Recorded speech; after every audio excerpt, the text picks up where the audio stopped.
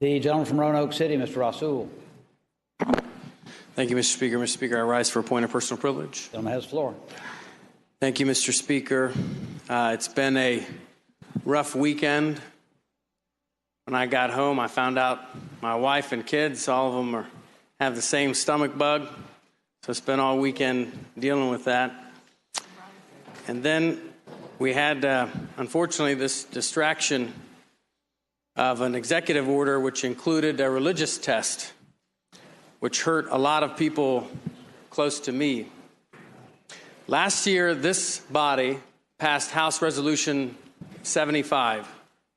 And in House Resolution 75, we commended religious liberty and freedom from political persecution, celebrating Thomas Jefferson's statute for religious freedom. We resolved, and I quote from the resolution, that our nation remains open to individuals of all faiths who embrace our laws and who seek a better life. The statute for religious freedom was built upon President James Madison's memorial and remonstrance against religious assessments. See, Madison was a fighter. He fought hard for the rights of religious minorities of his time, especially the Baptists. The majority religion in Virginia back then was Anglican Christianity, and the Baptists were tormented and even imprisoned. In this book, Becoming Madison, it chronicles, and I quote, "But they were now crying for food through the cold bars of their jail," speaking of the Baptists who were imprisoned. "Their captors threw them only dry crusts of rye bread to eat. One Anglican tormentor even stood on a stool and urinated through the bars in their cell." This body, the House of Delegates, Jefferson's house, maybe unlike any other body in the world, has a rich history in our DNA. Our predecessors are the founding fathers of American religious history. Madison agreed with Jefferson that a republic without religious freedom was impossible. This liberty is a core Virginian value. Liberty is something that I hold dear.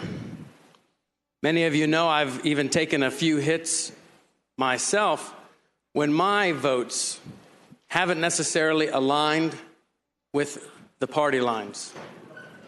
And, you know, for me, that's okay. Because when I feel as though our liberty is infringed upon, what good is an American value if we're not ready to sacrifice for it? Freedom in the pursuit of happiness is another value which pervades our founding documents, and that freedom rings true for a mother trying to take night classes, a new American chasing that dream, or a child in Bristol who's making it from one meal to another. The politics of hysteria and division are a distraction from what we should be focusing on. We must determine what we want to leave as a legacy for our grandchildren. All sides shouldn't just defend Muslims, women, refugees, Latinos. We must defend our core American values. The nuance here is subtle, but when we rally around those core Virginian values, then we are truly honoring the legacy of our founding fathers. Men and women from all different backgrounds has sacrificed for the values of the Stars and Stripes, Mr. Speaker. And I'm proud to be able to sit here protecting Jefferson's legacy in Jefferson's house, in our house, Mr. Speaker. Thank you very much.